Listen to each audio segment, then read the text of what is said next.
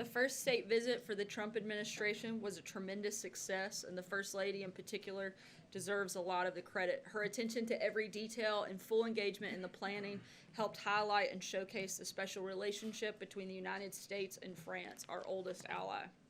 President Trump and President Macron also had a number of important conversations on critical issues facing each nation at home and abroad. As the President said yesterday, the future between the United States and France has never looked brighter. Tomorrow, the administration will be participating in the 25th anniversary of Take Our Daughters and Sons to Work Day. The President looks forward to welcoming many of your children and the children of those who work here at the White House. As a reminder, this Saturday is National Prescription Take Back Day.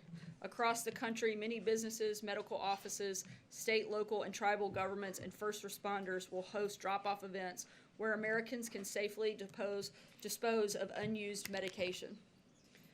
Disposing of unused pills can prevent the misuse of commonly prescribed opioids. During the last National Take Back Day in October, Americans disposed of a record-breaking 900,000 pounds of prescription pills. The Trump administration encourages everyone to take part. We can all be part of the solution. For more details on that, I encourage you to visit takebackday.dea.gov to find your local collection site and learn more about how to safely dispose of prescription medication. And with that, I'll take your questions. John. I asked the President yesterday about the allegations that Dr. Ronnie Jackson is facing. There have been more allegations that have been leveled at him in the last 24 hours, one of which might anything about? Yeah, Dr. Jackson's record as a White House physician has been impeccable. In fact, because Dr. Jackson has worked within arm's reach of 3 presidents, he has received more vetting than most nominees. Given his unique position of trust and responsibility, Dr. Jackson's background and character were evaluated during 3 different administrations. Dr. Jackson has had at least 4 independent background investigations conducted during his time at the White House, including an FBI investigation conducted as part of the standard nomination vetting process. During each of those investigations, Dr. Jackson received unanimous praise from dozens of witnesses, and the investigations revealed no areas of concern. Dr. Jackson has received glowing evaluations from his superiors, including several from President Obama, which said, such as Dr. Jackson should continue to promote ahead of his peers and already at a level of performance and responsibility that exceeds his current rank.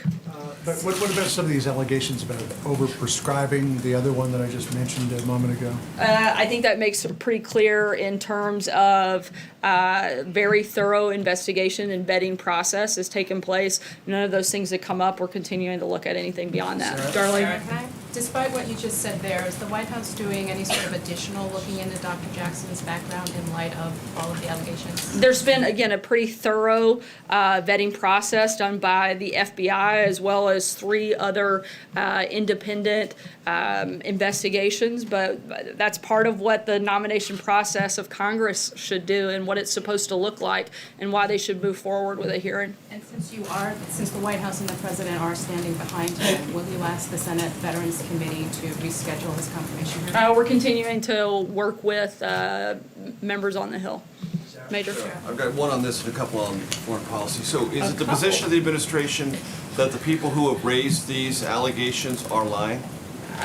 That's not what I said. I said we've done and multiple background checks have taken place, and we're continuing to look at the Do you situation. not find them credible, in other words? These Again, allegations? And do you think there's these anything are new. I that can only suggests speak political to. motivation behind them? I can only speak to some of the personal accounts that those of us have, as well as the records that we have that are substantiated through a very detailed and thorough background investigation process. So on North Korea, during the State of the Union address, the President described the North Korean regime as one that shamefully tried an American, Otto Warmbier, sent him back to the country nearly dead, starves its own people, and is a dictatorship worse than almost any other. That's what he said in the State of the Union.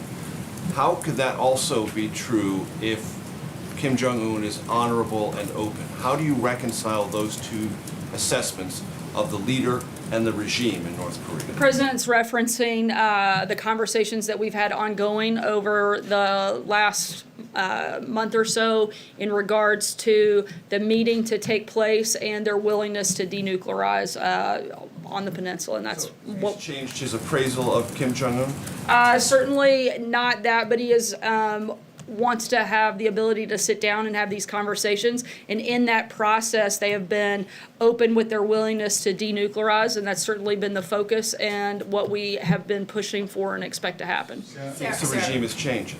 I'm sorry? He thinks the regime is changing. We think that the maximum pressure campaign is working, but again, we're not going to let up on that campaign until we see some of the words that they've made go into concrete action, but they're moving in the right direction. John? Thanks a lot, Sarah. I wanted to get your reaction to the ruling that came down from a federal district court judge here in Washington concerning Daca. He said that the president's decision to end Daca was arbitrary and capricious. What's your reaction to this ruling, the third federal judge to rule against the president on Daca? The DACA program violates federal law. President Obama went around Congress and created the illegal DACA program. We believe the judge's ruling is extraordinarily broad and wrong on the law. What's worse is that it creates an incentive for more illegal immigrant youth to come here and causes them to expect similar judicial policies be applied to them. This ruling is good news for smuggling organizations and criminal networks and horrible news for our national security. It's time for Congress to do what the president has called on them to do and offered to be part of and actually fix this problem. Is it still the main argument by the administration that the reason why it was necessary to cut off the DACA program was because of the threat of lawsuits by Republican attorneys general? That was certainly a big part of us knowing that this is an illegal program and something that Congress has the ability to actually create laws, and they're the ones that have to be part of this process and fix this problem. Steve? Yes, Sarah, I'd like to ask you about the drop in the ranking for the United States in the World Press Freedom Index. The United States now down to 45, and according to Reporters Without Borders, much of the blame for that goes to the president for his attacks on the media. What's the reaction of the White House, and does it accept that the president's comments has denigrated freedom of the press in the United States? Certainly would reject the idea that the president or this administration has halted freedom of the press. I think we're one of the most accessible administrations that we've seen in decades. I think by my mere presence of standing up here and taking your questions unvetted is a pretty good example of freedom of the press, and I think it's ridiculous to suggest otherwise. John? Thank you, Sarah. Two questions, one on President Macron's visit and the other on foreign policy. Yesterday there was some scuttlebutt late in the afternoon that no Democrats were invited to the dinner last night. And then later a check of the list showed that there were at least 4 Democrats invited. However, the accurate report was there were no congressional Democrats invited. Now, going back to state dinners to when President Roosevelt hosted the King and Queen of England in 1939 and invited potential opponents, there have always been congressional Democrats at state dinners. Why the exception last night? Again, as you said, there were Democrats present at the dinner, and the focus of this dinner was to keep it intimate and small, and that's exactly what we did. There was a wide range of individuals that participated, and we think it was a great success, and very proud of not just the dinner, but the entire visit, and certainly the relationship that we have with our great ally in France. And no congressional Democrats. Was there any discussion of that in preparing the list? Look, we talk with congressional Democrats all the time. We don't have to have dinner with them to have conversations with them. We'll continue to talk with them about policy-related issues. And again, I think that the fact that there were a number of Democrats that were present kind of negates the fact that it wasn't a bipartisan dinner. Charlie? The question Oh, sorry. was about Question. the proclamation the president signed regarding Armenia and Turkey. He used a word, Medzyakhern, which is Armenian for catastrophe or atrocity, but he never used the word genocide in this resolution. Does the president believe in Armenian genocide? I haven't had a detailed conversation with him about that, but I understand that the resolution the president signed was consistent with past administrations as well. Charlie? Thank you, Sarah. Rap superstar Kanye West has been in the news lately for supporting the president and expressing his admiration for the president. Covering all range of topics today. I'm curious whether the president has reached out to Kanye West and whether he'd be willing to meet with him at the White House. I don't know of any conversation that they've had over the last week or so. I'll keep you posted if that changes anytime. Matthew? 2 weeks ago. Sorry, I know they met during the transition. That's the only meeting I'm aware of that's taken place or conversation. Before everybody has a meltdown and thinks that we had a meeting last week. Yeah. In today's Supreme Court arguments about the travel ban, there was much discussion of the president's proposal during the campaign that all Muslims be barred from entering the U.S., and it was noted during those arguments that the president has never actually disavowed that proposal, and it was also noted that he had not made those comments since being sworn in as president. So I wanted to ask, does the White House disavow that campaign proposal, or does it stand by it? The administration's top priority is to ensure the safety and security of the American people. For that reason, the administration has put in place enhanced global security measures to improve screening and vetting capabilities and share information. It's working. There has been significant improvements in identity management and information sharing with foreign governments. Because of this, our international partners have raised their own baseline requirements. Without the ability to impose entry restrictions, the United States may be forced to unsuspectingly allow dangerous criminals or terrorists into the country. Additionally, without the restrictions, foreign governments have little incentive to improve their information sharing and identity management practices. The focus of this travel ban has been on safety and security, is limited to a small number of countries, and a lot of Muslim majority countries have the same abilities to travel to and from the United States as they did in previous administrations. I think that alone in action answers your question clearly. Jim? I just wanted to follow up on Dr. Ronnie Jackson. Yesterday, the president suggested that Dr. Jackson does not have the experience to run the Department of Veterans Affairs. Is that a fair assessment?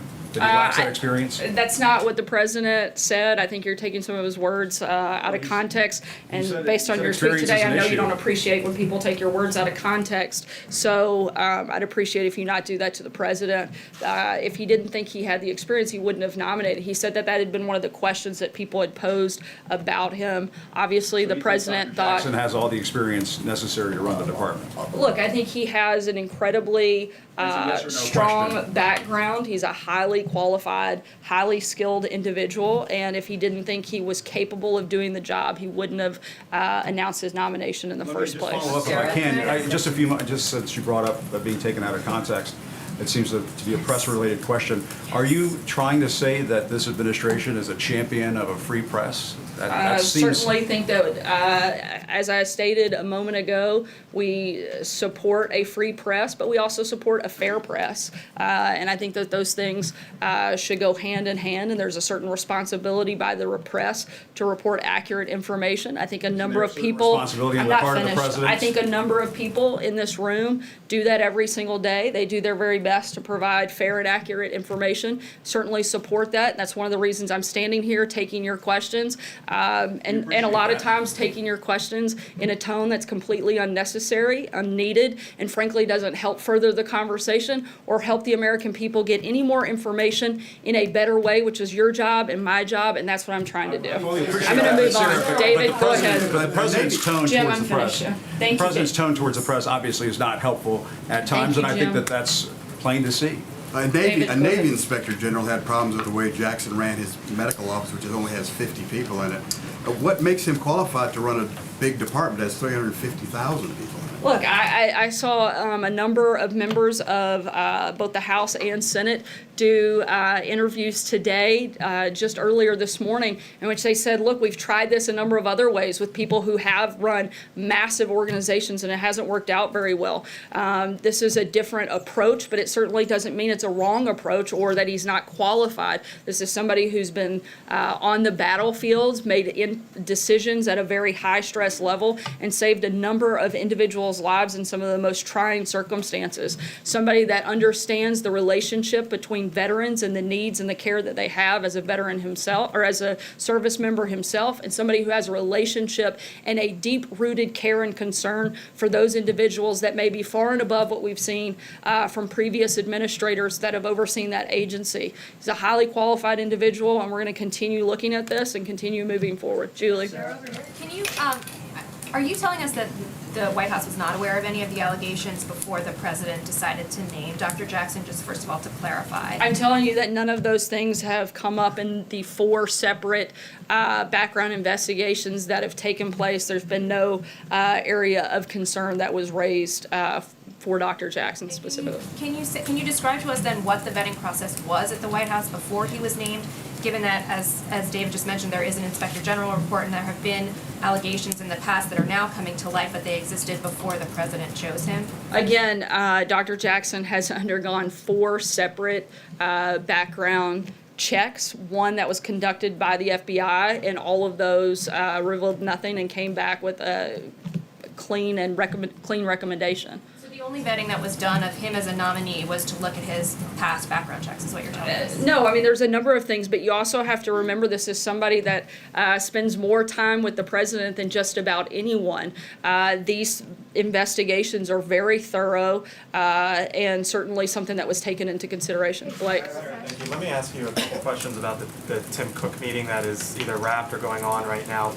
Do you by chance have a readout of what exactly took place? Did the president promise to land? The meeting was still ongoing when the briefing started. I know that the primary focus and purpose of the meeting is to discuss trade, something that's been on the president's schedule for the last couple of weeks. If we have any additional information, we'll let you know. Let me ask you, in the last month now, the president has met with Bill Gates, who is the second wealthiest individual in the world. Now he's meeting with Tim Cook, who runs the largest company in the United States. Does the president have any intentions at any point to meet with the wealthiest individual in the world, Jeff Bezos?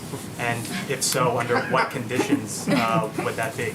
I'm not aware of that being on the schedule. I certainly haven't seen it on any of the look-aheads. I think the president would be open to it, but I'm not aware of anything being locked in at this point. Ashley? Sarah, Scott Pruitt lived for below market rent in a Capitol Hill row house owned by an energy industry lobbyist. He reportedly directed staff to give raises to top aides and then obfuscated about it. He spent over $150,000 of taxpayer dollars on first-class travel. And he reportedly once even tried to get his security detail to use their sirens so he could get to a reservation at Le Diplomat, among other alleged ethical lapses. I know you said yesterday you were looking at reports about him, but can you sort of explain why he still has a job in the president's cabinet and also how his behavior is in keeping with the values of draining the swamp? Again, we're evaluating these concerns, and we expect the EPA administrator to answer for them, and we'll keep you posted. Aisha? Thanks. Just to follow up on that, when you say you expect the administrator Pruitt to answer for these accusations, where do you expect that to happen? Are you looking for this in hearings? Is the White House asking him questions? We're having How ongoing is this conversations. and also, just to follow up on Jackson, when you say that he's been through 4 background checks, can you say, but these allegations have now come up, and some of them are very serious. Is the White House going to look into the allegations that have been made against him about drinking on the job and Certainly something that we would look at, absolutely. Okay. Sarah. Take one last question, Francesca. Thank you, Sarah.